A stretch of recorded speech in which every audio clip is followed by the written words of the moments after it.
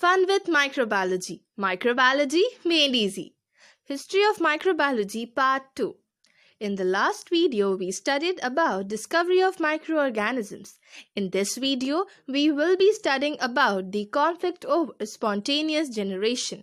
So let's see what spontaneous generation exactly is.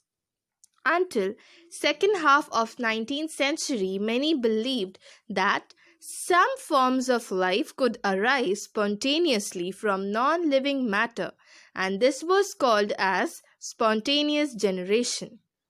19th century के second half तक काफ़ी लोगों का ऐसा मानना था कि लाइफ के कुछ some, not all. Some forms of life could arise from non-living matter. Non-living चीज़ों से life arise हो सकती है, ऐसा कुछ लोगों का मानना था और इसी को कहा गया था spontaneous generation. What happened was there were two groups now. One group believed that spontaneous generation existed and the another group believed that spontaneous generation did not exist. एक ग्रुप का मानना था कि स्पॉन्टेनियस जनरेशन जैसा कोई चीज़ होता है और दूसरा ग्रुप यह मानने से नकारता था. तो इसी वजह से काफ़ी कॉन्फ्लिक्ट हुआ था. अब देखते हैं इस वीडियो में कि ये कॉन्फ्लिक्ट रिजॉल्व कैसे हुआ और इसका कंक्लूजन क्या निकला. तो पहले देखेंगे पहले साइंटिस्ट ने क्या किया. अब एक साइंटिस्ट थे, पहले माना जाता था कि मीट से मेगट्स आते हैं. मेगट्स मतलब क्या? मेगट्स मतलब वर्म्स, जो कीड़े होते हैं उनको मेगट्स कहते हैं. इसे वर्म्स जैसे जो कीड़े होते हैं उनको मेगट्स कहते हैं. तो पहले लोग मानते थे कि मेगट्स जो है वो मीट से आता था, पर एक साइंटिस्ट थे जिन्होंने इस चीज़ को पूरा रॉन्ग कहा. Like you could see in the picture 3 jars है. पहला जार जो है उसको कॉर्क से उसका मुंह बंद किया है, दूसरे जार का माउथ को क्लोज किया है with the help of muslin cloth, जबकि तीसरे जार का माउथ ओपन है. तीनों ही जार में मीट के एक एक पीसेस है. थर्ड जार में क्या हुआ है, because the jar is open, jar का फ्रेग्रेंस जो है, मीट का जो फ्रेग्रेंस है वो एनवायरनमेंट तक पहुंचा है एंड उस फ्रेग्रेंस ने फ्लाइज को अट्रैक्ट किया है एंड उस फ्लाइज ने इसी वजह से मीट पर अंडे दिए हैं एंड उस अंडों से क्या निकले हैं? सोचो, maggots. New word remember, maggots. ठीक है, मेगट्स निकले हैं. अब सेकेंड जार में हम देखते हैं कि उसमें मसलिन क्लॉथ लगाया है. मसलिन क्लॉथ के वजह से क्या हो रहा है, फ्रेग्रेंस बाहर तो जा रही है पर फ्लाइज डायरेक्टली मीट पर नहीं पहुंच पा रहे. तो flies presuming that it is meat, flies muslin cloth पे एग्स ले करती है और उन एग्स से मेगट्स आते हैं. कहाँ पर? मसलिन क्लॉथ पर, नॉट ऑन द मीट. जबकि फर्स्ट जार में क्या हो रहा है कि पूरा कॉर्क से बंद है जार, इसी वजह से फ्रेग्रेंस बाहर नहीं जा पा रहा, फ्लाइज अंदर आ नहीं पा रहे. यहाँ पे सिंपल एक्सपेरिमेंट से एक साइंटिस्ट ने बता दिया कि क्या बताया उन्होंने बता दिया कि जो फ्लाइज है वो मीट पे आते हैं only and only when the maggots जो है वो मीट पे आते हैं only and only when flies are able to lay eggs on the meat, right. And this scientist was no other than Francisco Redi. ठीक है, फ्रांसिस्को रेड्डी ने ये बात बोला था. अब मूविंग फॉरवर्ड रिवाइज कर लेते हैं. ये फ्रांसिस्को रेड्डी का एक्सपेरिमेंट था. 3 जार्स थे, उसमें से 3 जार्स में से मीट था. पहले जिसमें कवर्ड नहीं था उसमें मीट में से मेगट्स निकले थे बिकॉज अंडे दिए थे फ्लाइज ने. सेकंड जार में क्या था, मसलिन क्लॉथ था. अंडे किस पर दिए थे? मसलिन क्लॉथ में, वहाँ पे मेगट्स पाए गए थे. और फर्स्ट जार में देख सकते हैं कि उसमें कोई मेगट्स नहीं है. ये एक्सपेरिमेंट किसने किया था? फ्रांसिस्को रेड्डी ने. मूविंग फॉरवर्ड, जॉन नीधाम ने फिर से एक्सपेरिमेंट किया था. और जॉन नीधाम का जो एक्सपेरिमेंट था, उनका जो क्लेम था वो स्पॉन्टेनियस जनरेशन के फेवर में था. मतलब उनके एक्सपेरिमेंट से ये प्रूव हुआ था कि स्पॉन्टेनियस जनरेशन एग्जिस्ट करता है. जॉन नीधाम ने अपने एक्सपेरिमेंट में क्या किया था, ही टुक अ फ्लास्क, जिस फ्लास्क में न्यूट्रिएंट ब्रॉथ था, और उस फ्लास्क का mouth, like you could see, the mouth of the flask was left open. ये ओपन है. फिर उस फ्लास्क को थोड़ा देर हीट करने के बाद उस वेट किया एंड देन जब ऑब्जर्व किया तो फ्लास्क में माइक्रोबियल ग्रोथ था। तो इससे जॉन नीधाम ने क्या क्लेम किया कि micro organisms could arise spontaneously from heated nutrient broth। अब जो उनको मिला वो उन्होंने क्लेम किया। But students who are studying microbiology and who have to perform micro practicals, can you please stop the video and just think what did John Needham did wrong? क्या mistake हो गई थी जॉन नीधाम से? सोचो। अच्छा, सुन लेते हैं। हम लोग माइक्रो प्रैक्टिकल्स में कभी भी क्या फ्लास्क ओपन रखते हैं, क्या पेट्री प्लेट्स ओपन रखते हैं, क्या स्टेराइल पिपेट्स ओपन रखते हैं? अगर ओपन रखते तो क्या हो जाता है? कंटैमिनेशन आ जाता है। पर ये बात तभी लोगों को पता नहीं थी। This was just to correlate. अभी यही चीज़ एक इंसान ने पता की और उन्होंने पता करने के बाद एक नया क्लेम किया, and this person was none other than Lazzaro Spallanzani। तो ठीक है, coming back to the topic, Lazzaro Spallanzani ने क्या किया? जॉन नीधाम का एक्सपेरिमेंट रिपीट किया।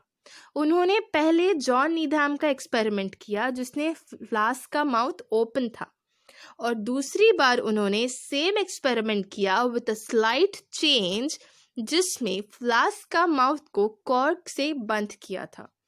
दोनों ही एक्सपेरिमेंट में डिफरेंट रिजल्ट्स हैं। जिसमें माउथ ओपन था माइक्रोबियल ग्रोथ आया, और जिसमें माउथ क्लोज था there was no microbial growth. तो दोनों में डिफरेंस क्या हो गया? सिर्फ एक चीज़ का, एयर का। एक में एयर एंटर हो रहा है और एक में एयर एंटर नहीं हो रहा है। तो by this Lazzaro came to a conclusion that maybe air carried germs to the culture medium, or external air might be required for the organisms already present in the medium, for the growth of the organisms already present in the medium। तो ये claim किया था Lazzaro Spallanzani ने। ठीक है, और यही हम लोग करते हैं माइक्रो लैब में कि हम लोग कभी फ्लास्क का ढक्कन ओपन कॉटन उससे नहीं निकालते। Moving forward to the next person, that is Theodor Schwann. What Theodor Schwann did? Theodor Schwann allowed air to enter a flask containing a sterile nutrient solution after the air had passed through a red hot tube. The flask remained sterile. In the picture you could see there is a number 1 written, और ये number 1 जो है this is actually the inlet, और ये inlet है, यहाँ से air enter करता है और air इस रेड हॉट ट्यूब से पास होता है। यहाँ पे नीचे फ्लेम्स जल रहे इसलिए ट्यूब रेड हॉट हो चुका है, और जब एयर इससे पास होता है तो उसमें जो भी सारे ऑर्गेनिजम्स हैं वो सारे डिस्ट्रॉय हो जाते हैं। इसी वजह से एयर स्टेराइल हो जाता है, एंड वो स्टेराइल एयर फिर फ्लास्क में एंटर करता है, but there is no growth in the flask. Why? Because the air is sterile. ये एक्सपेरिमेंट किया था थियोडोर श्वान ने। अभी कुछ एक्स्ट्रा भी तो जान लेते हैं उनके बारे में। उन्होंने माइक्रो ऑर्गेनिजम्स का रोल आइडेंटिफिकेशन किया था, माइक्रो ऑर्गेनिजम्स के रोल का आइडेंटिफिकेशन किया था प्यूट्रिफिकेशन और अल्कोहल फर्मेंटेशन में। ये दोनों चीज़ों में उन्होंने माइक्रो ऑर्गेनिजम्स का क्या रोल है ये आइडेंटिफाई किया था। Now moving towards the next scientist. Now अभी इनका टीम था George Frederick Schroeder and Theodor von Dusch. अब यहाँ पे आप लोग देख सकते हैं कि एक कॉटन का पिक्चर है। ये कॉटन का पिक्चर इसीलिए है ताकि हम लोग कोरिलेट कर सके। अब George Frederick Schroeder and Theodor von Dusch ने क्या किया था? They allowed the air to enter a flask of heat sterilized medium after it had passed through sterile cotton wool. किससे? कॉटन वुल से पास करने के बाद। तो एक फ्लास्क लिया था और उस फ्लास्क में एयर को एंटर करने दिया था, और उस फ्लास्क से एयर कैसे एंटर किया था? जब एयर कॉटन वुल से पास होने के बाद फ्लास्क में एंटर किया था, और फ्लास्क में जो मीडियम था वो क्या था, स्टेराइल।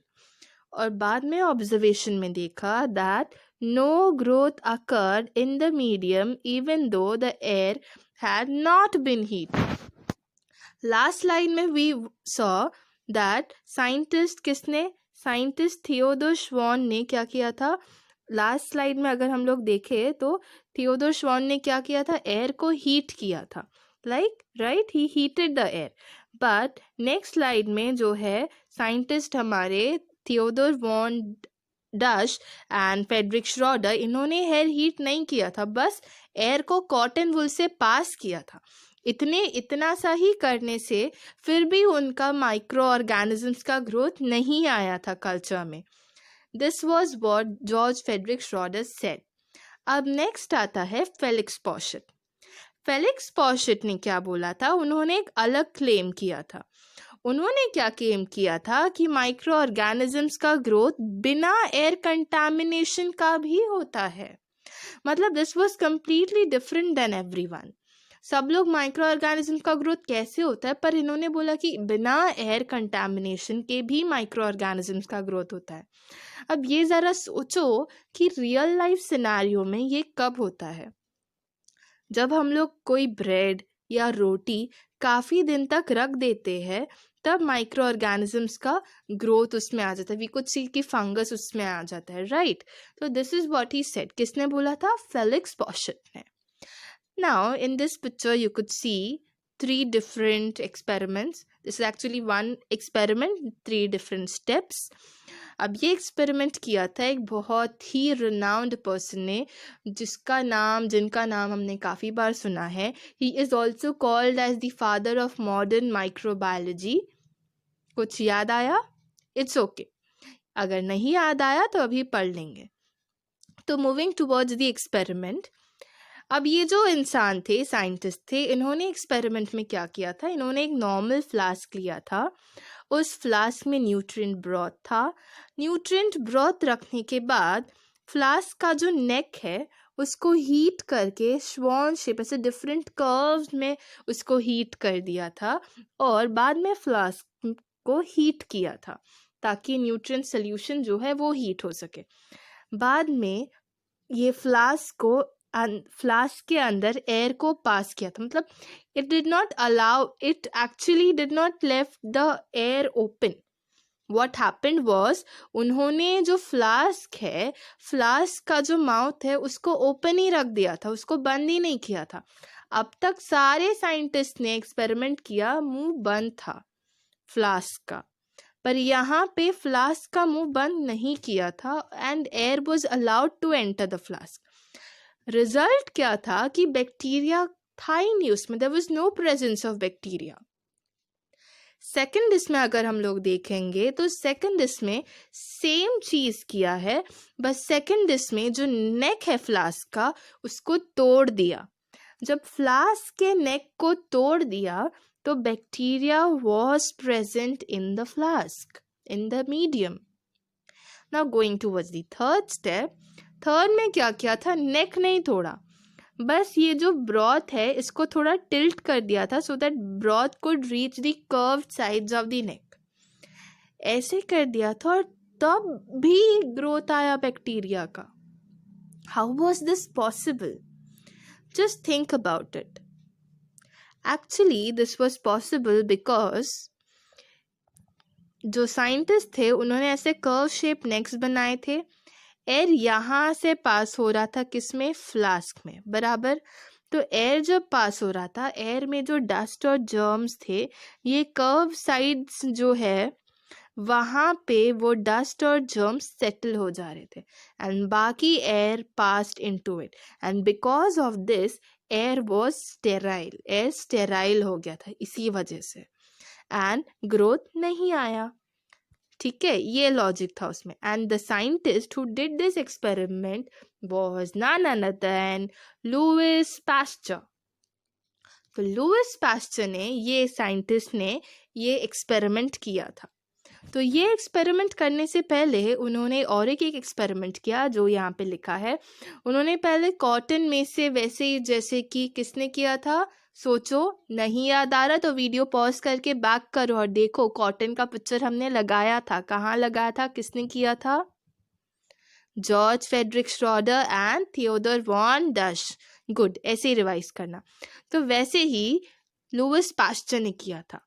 लुईस पास्चर ने क्या किया था, he filtered air through cotton and found that objects resembling plant spores were trapped. Same experiment किया था पर कॉटन में उन्होंने देखा कि कॉटन में प्लांट स्पोर जैसे कुछ ट्रैप हो गए हैं। फिर उन्होंने उस चीज़ को एक स्टेराइल मीडियम में रखा ताकि ऑब्जर्वेशन नोट कर सके। एंड नेक्स्ट टाइम जब ऑब्जर्व किया तो देखा कि उसमें माइक्रोबियल ग्रोथ अकर हुआ। क्या हुआ, माइक्रोबियल ग्रोथ अकर हुआ। तो ये एक्सपेरिमेंट किसने किया था, लुईस पास्चर ने। फिर लुईस पास्चर ने वो नेक्स्ट वाले एक्सपेरिमेंट किए थे। क्या किए थे, he next placed nutrient solutions in flasks, heated their necks in a flame and drew them out into a variety of curves while keeping the ends of the necks open to the atmosphere. Pasteur then boiled the solutions for a minute and allowed them to cool. No growth took place eventually, even though the contents of the flasks were exposed to the air. Pasteur pointed out that no growth occurred because dust and germs were trapped on the walls of the curved necks. If the necks were broken, growth commenced immediately. Pasteur had not only resolved the controversy by 1861, but also have shown how to keep the solution sterile. ये किसने किया था, ये सब pasture ने किया था। तो ये सब तो हमने एक्सप्लेन कर दिया। मूविंग फॉरवर्ड, हाँ, this is the picture of Louis Pasteur working in laboratory. Moving forward to the next scientist. Oh, we have something more. We have to study about Louis Pasteur's certain more contributions. अगर history में आए तो previous slide में जो दिया था उतना ही answer में लिखना है, पर अगर लुईस पास्चर के बारे में क्वेश्चन में आए तो ये सारे पॉइंट्स जो ये स्लाइड में है वो भी इंक्लूड करना।